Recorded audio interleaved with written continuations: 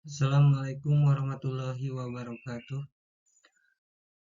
Kemarin pertemuan sebelum ujian tengah semester kita membahas terkait motivasi ya. Nah, sekarang kita lanjut kepada kepemimpinannya. Bagaimana pandangan dari entrepreneurship terhadap definisi kepemimpinan. Di sini dapat diartikan bahwa kepemimpinan adalah sebuah proses bagaimana seseorang pemimpin memengaruhi pengikutnya untuk mencapai tujuan.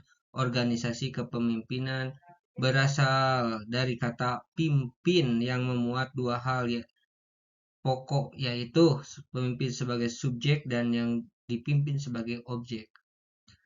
Yang dimana kepemimpinan dapat diartikan pada tahun 1990 dalam bukunya pada halaman 281, penulisnya adalah Jacob dan Jacques. Pemimpinan adalah kemampuan seni atau teknik untuk membuat sebuah kelompok atau orang mengikuti dan menaati segala keinginannya. Kepemimpinan adalah suatu proses yang membuat sebuah arti penuh arti kepemimpinan pada kerjasama dan dihasilkan dengan kemauan untuk memimpin dalam mencapai tujuan.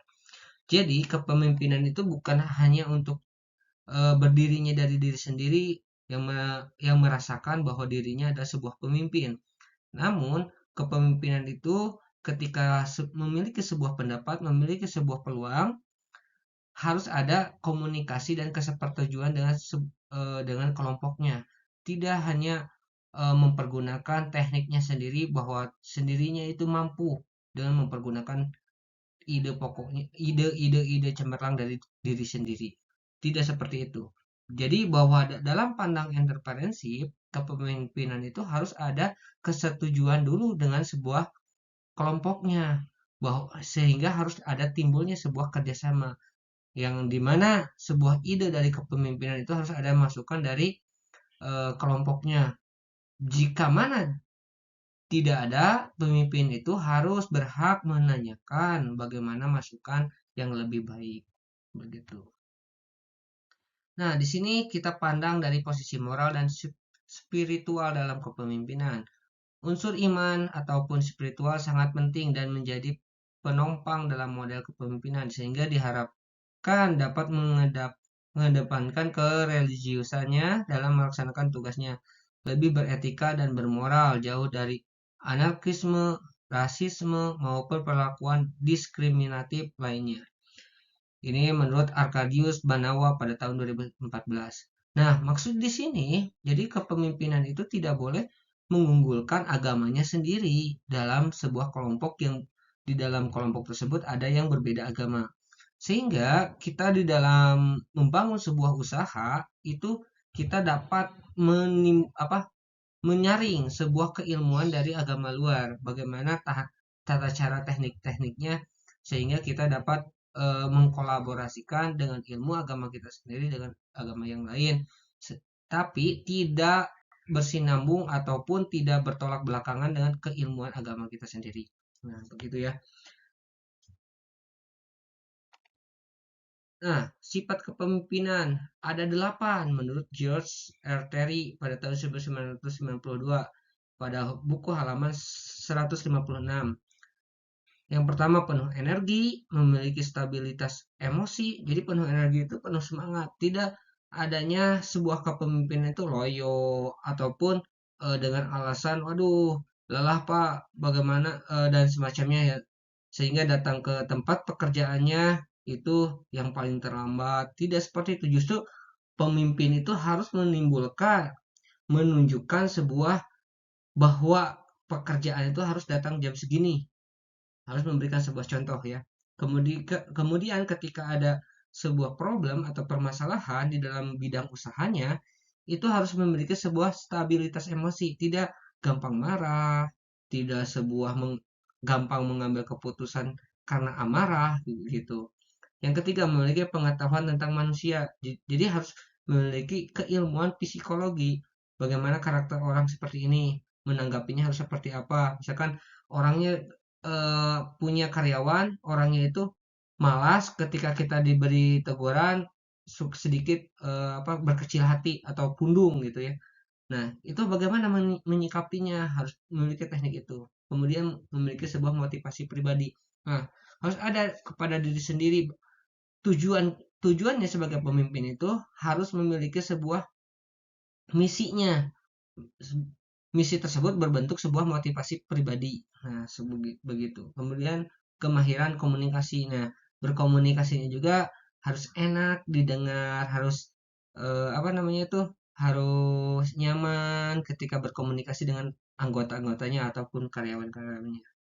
Kemudian kecakapan mengajar. Nah, ketika ada sebuah karyawan baru tidak paham dengan kurang paham, bukan tidak paham, kurang paham dalam pekerjaannya, kita harus bisa memberikan sebuah edukasi yang lebih enak diterimanya. Jangan sampai kita itu mengajari atau menggurui, tetapi kita harus memberikan sebuah gambaran edukasi yang dapat diterima secara nyaman.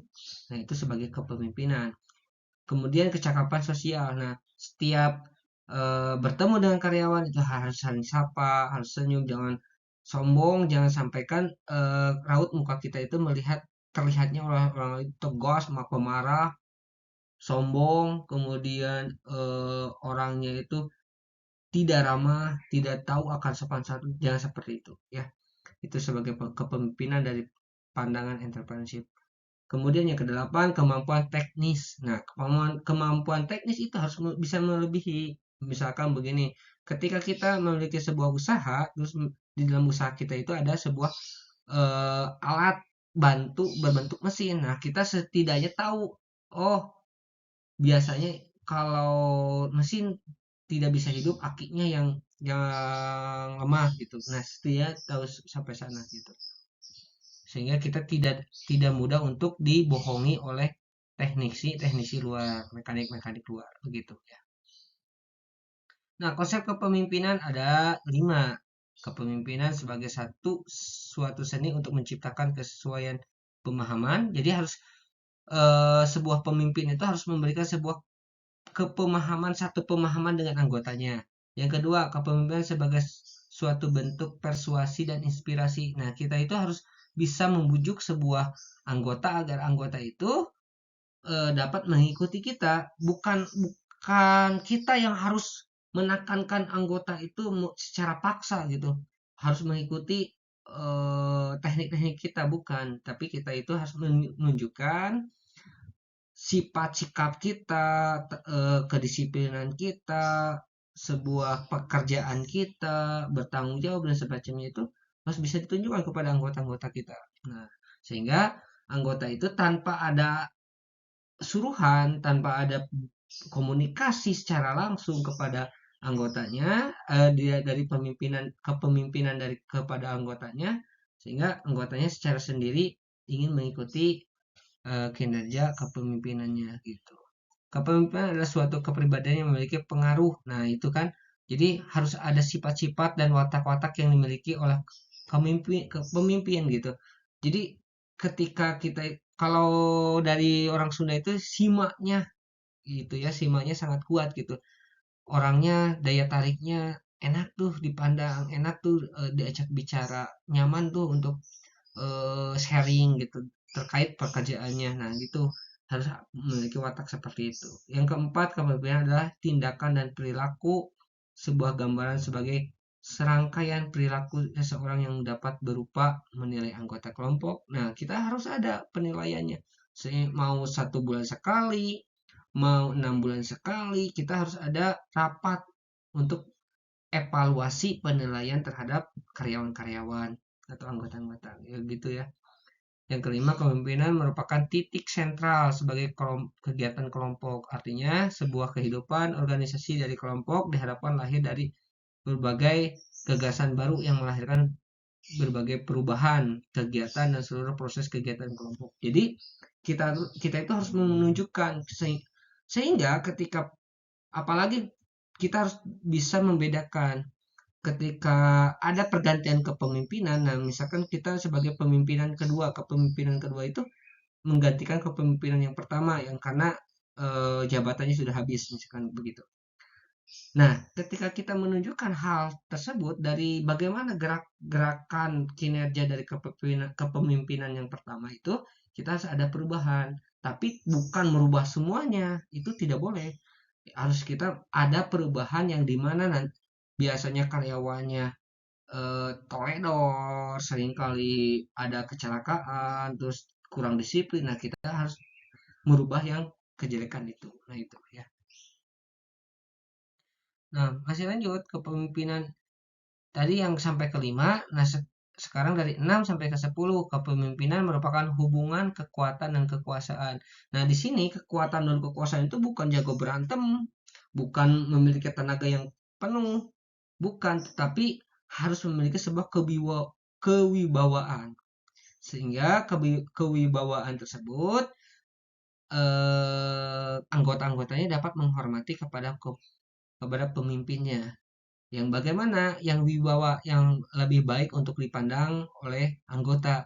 Wibawa yang lebih baik itu secara berpakaiannya, tidak seperti premanisme, rapi, kemudian cara berjalannya tidak tergesa-gesa ataupun tidak menyenggol kepada anggota-anggotanya.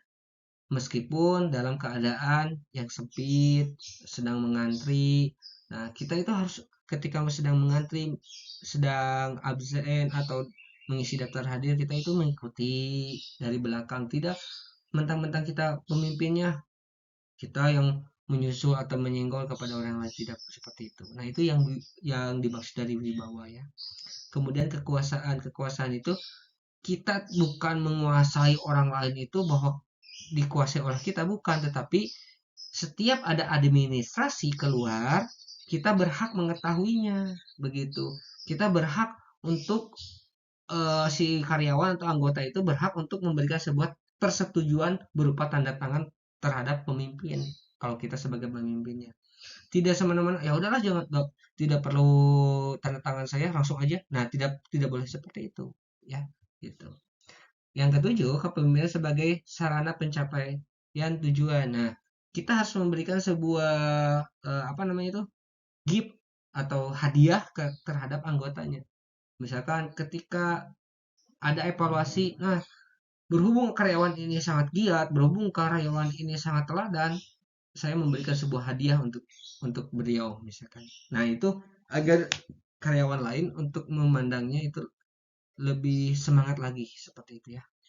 Yang kedelapan, kepemimpinan merupakan hasil dari interaksi. Nah, kita ketika ada pemilihan sebuah pemimpin tidak hanya keinginan diri sendiri, tapi kita harus ada interaksi sama anggota yang lain, interaksi dengan yang di luar, interaksi dengan kepemimpinan yang sebelumnya, bagaimana caranya kalau saya ingin mengajukan sebuah pemimpin, terus bagaimana caranya kalau sudah menjadi pemimpin. Nah, itu harus ada itu wawasannya ya. Yang kesembilan, peran dari pemimpin yang dibedakan artinya dalam kehidupan organisasi masing-masing anggota kelompok mempunyai peran yang berbeda. Nah, peran berbeda ini bukan berarti kita itu membedakan, wah saya kan pemimpinnya, tidak perlu saya mengerjakan itu. Nah, tidak berarti begitu. Kalau itu haknya pemimpin, pekerjaan pemimpin, kita wajib untuk mengerjakan, jangan diwakili oleh orang lain. Tapi kebanyakan kan pemimpin itu mengandalkan sekretarisnya, mengandalkan karyawan lainnya. Itu yang membuat sebuah celaka. Kenapa? Karena sepemimpin itu menerima beres, kemudian ketika deadline atau waktu terbatas, ketika ditagih dengan pekerjaan, ada kesalahan. Nah, mau bagaimana koreksinya? Gitu ya. Tidak, karena tidak tahu yang mengerjakannya orang lainnya seperti itu. Yang ke-10, pemimpinan sebagai inisiasi struktur. Nah, dari organigram yang terdapat tertera itu, kita sebagai yang paling atas dalam organigram tersebut, tapi bukan pandangan sebagai eh, kita yang paling pintar dan paling benar, bukan, tetapi jabatan pasif, melainkan harus berperan sebagai suatu jabatan yang terlibat dalam suatu tindakan memenuhi pembentukan struktur interaksi sosial sebagai suatu proses pemecahan masalah yang sedang didampaknya. Jadi kita ketika menjadi sebuah pemimpin itu, ketika ada permasalahan itu, kita sebagai penengahnya gitu. Bukan berarti kita itu sudah berhenti, kata saya berhenti berhenti, saya pemimpinnya. Bukan berarti seperti itu, tetapi kita harus mencari sebuah jalan keluar. Itu sebagai pemimpin yang dipandang oleh